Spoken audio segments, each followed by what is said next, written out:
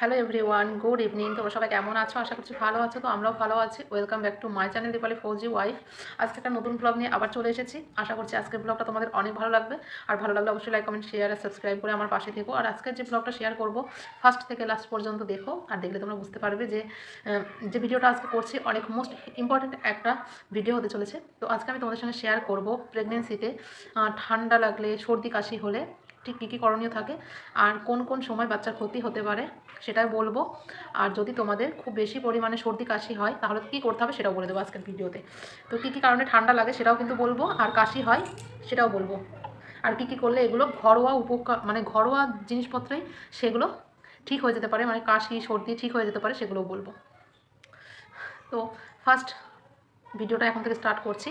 তো ফার্স্টেই বলি, যদি এরকম হয় তোমার আশেপাশে কারোর বাড়িতে কারোর ঠান্ডা জ্বর কাশি হয়েছে, বা তোমার নিজের বাড়িতে কারোর ঠান্ডা জ্বর কাশি হয়েছে, তুমি গর্ভবতী, তাহলে তাদের সামনে আশেপাশে কাছে একদম যাবে না। তার কারণ হচ্ছে ওরা যে হাঁচিটা দেবে বা কাশবে, ওই জিনিসটা কিন্তু অনেক সময় ছড়িয়ে যেতে পারে, ইনফেকশন টাইপ হয়ে যেতে পারে, যার জন্য তুমি কিন্তু ওই সব মানুষদের কাছ থেকে অনেকটাই দূরে থাকবে।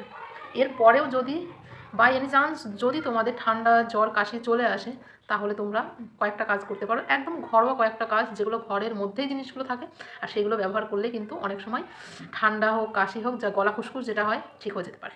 1 নম্বর হচ্ছে তোমরা মধু খেতে পারো।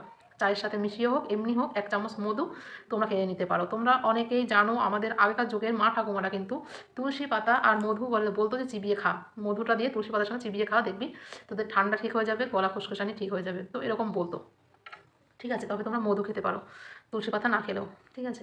নেক্সট হচ্ছে লবণ আর জলটা ফুটিয়ে নিয়ে একটু ঠান্ডা হয়ে গেলে সামান্য উষ্ণ কুসুম যে গরম জল বলা হয়, ওটা যখন থাকবে তখন ওই জলটা নিয়ে তোমরা গার্গল করতে পারো, ঠিক আছে? এটা দিনে 3 থেকে 4 বার করতে পারো, তাহলে কিন্তু অনেক সময় গলা খুসখুসের যে ব্যাপারটা থাকে, কাশির ব্যাপারটা থাকে, ওটা ঠিক হয়ে যায়। নেক্সট হচ্ছে গরম জল করো, গরম জল করে একটা তাওয়াল নাও, মাথার উপর দাও, যে জলের ভাপটা উঠবে ওটা নাও, ভালো মতো দিনের বেলায় 2 বার নাও, তাহলে দেখবে অনেকটা কমে যাবে, ঠিক আছে? নেক্সট আরও কিছু আছে মেডিসিনস, সেটা হচ্ছে নিজে থেকে একদমই নেওয়া যাবে না। তোমরা নেসাল ড্রপ যেটা থাকে নাকের জন্য, নাক অনেক সময় বন্ধ হয়ে যায়, নাক বন্ধ হয়ে গেলে কিন্তু অনেক সময় নিজেদের কিন্তু কষ্ট হয়, ঠিক আছে? সেই জন্য ডক্টরের কাছে যাবে অ্যান্ড বলবে যে এরকম এরকম হচ্ছে, তখন কিন্তু ডক্টর তোমাকে বলতে পারে তোমার জন্য কোন মেডিসিন ভালো, আর গর্ভাবস্থায় তোমাকে সেই মেডিসিনসগুলো দেওয়া যাবে কি না। নিজে থেকে কোনো ফার্মেসি থেকে কোনো মেডিসিন তোমরা নেবে না, ঠিক আছে? সেটা ব্যবহার করার জন্য হোক বা খাওয়ার জন্যে হোক।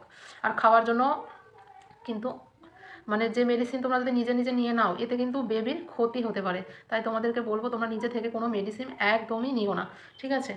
এরকম মানে যদি 4-5 দিন গার্গেল করার পরে, মধু খাওয়ার পরে, বা তোমরা আরেকটা জিনিস খেতে পারো, আদা আর চা, লিকার চা যেটা করা হয়, জলের সঙ্গে আদাটাকে মিশিয়ে ভালো করে ফুটিয়ে নিয়ে চা দিয়ে চিনি দিয়ে একটা চা বানিয়ে নাও, ওই চাটা যদি খাও, ওই চাটা খাও, তারপরে মধু খাও, গরম জল খাও, ভাপ নাও, এর ফলেও যদি তোমরা দেখো যে তোমাদের 4-5 দিনের মধ্যে ঠিক হয়নি, তখন কিন্তু অবশ্যই তোমরা ডক্টরের কাছে যাবে।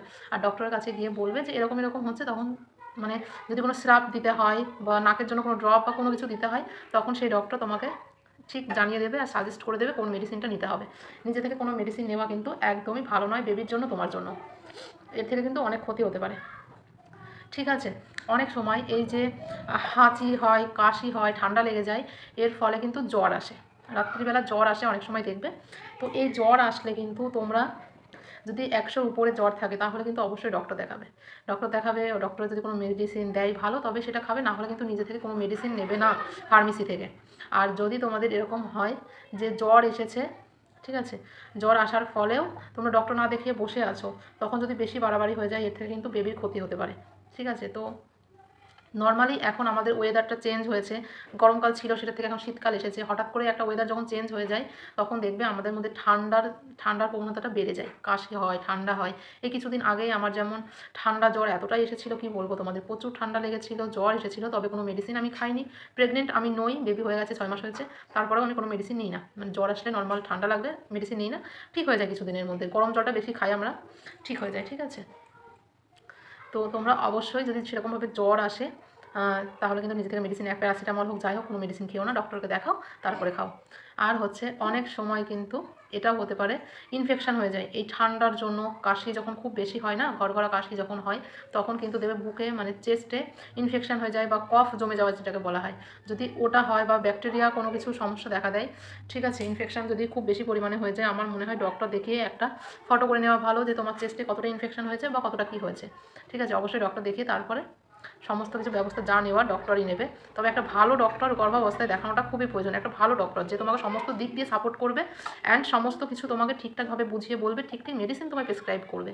ঠিক আছে, তো আর এই যা ওয়েদার এখন চেঞ্জ হতে চলেছে, ঠিক আছে, এরপরে কিছুদিন পরে আবার যেই মার্চ মাস আসবে, শীতটা চলে যাবে, গরমকাল চলে আসবে, তখন দেখবে আবার আরেকটা ওয়েদার চেঞ্জ হয়ে গেল, তখন আবার একটু ঠান্ডা, একটু জ্বর আসা, কাশি হওয়া, এইগুলো হয়।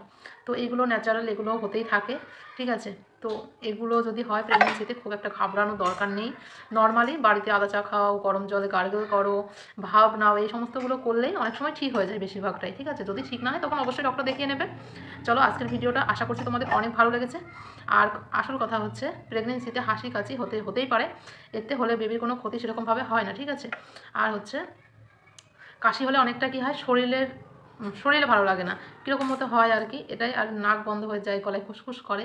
ঠিক আছে, তোমাদের যে 4টে কাজ আমি তোমাদের করতে বললাম, আশা করি এই 4টে কাজ যদি তোমরা করো, আশা করছি ঘরোয়া যে টিপসগুলো, এই টিপসে তোমাদের সমস্ত কিছু ঠিক হয়ে যেতে পারে, মেডিসিনের প্রয়োজন পড়বে না।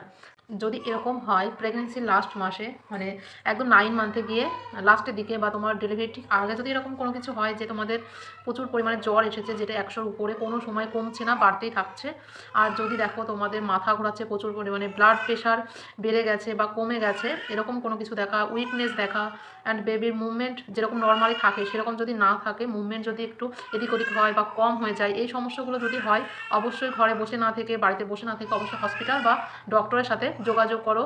অ্যান্ড বেবি ঠিক আছে কি না সমস্ত কিছু ভালোভাবে চেক আপ করে নাও। আর এইগুলো ঠিক ডেলিভারির আগে সমস্ত কিছু ট্রিটমেন্ট করে ঠিক করে নাও, তাহলে কিন্তু তুমি একটা হেলদি বেবি বা সুস্থ সন্তানের জন্ম দিতে পারবে। ঠিক আছে, অনেক সময় জ্বর আসলে, উইকনেস থাকলে, শরীর ব্লাড প্রেশার বেড়ে গেলে বা কমে গেলে, এতে কিন্তু বেবির ক্ষতি হতে পারে অনেক সময়। ঠিক আছে, তো আশা করছি তোমরা বুঝতে পারলে কি বলতে চাইছি। তো অবশ্যই ডেলিভারির আগে সমস্ত কিছুগুলো ডক্টরকে দেখিয়ে ঠিক করে নেবে। তো চলো, আজকের ভিডিওটা এখানে শেষ করে দিচ্ছি। ভালো লাগলে অবশ্যই লাইক, কমেন্ট, শেয়ার আর সাবস্ক্রাইব করে দিও, আমার পাশে থেকো। নেক্সট কি ভিডিও চাইছো অবশ্যই কমেন্ট করো, চলে আসবে নেক্সট ভিডিওতে। বাই।